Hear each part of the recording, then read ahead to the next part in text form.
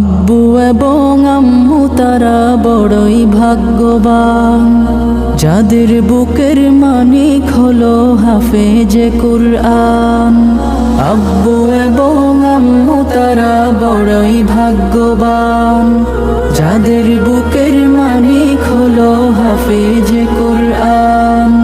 হৃদয় মাঝে গাঁথলো যারা হরফ নামের ফুল, তাদের সাথে হয় না কভু অন্য কারো তুল।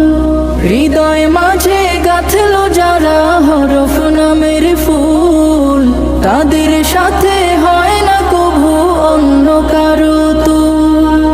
রবের কাছে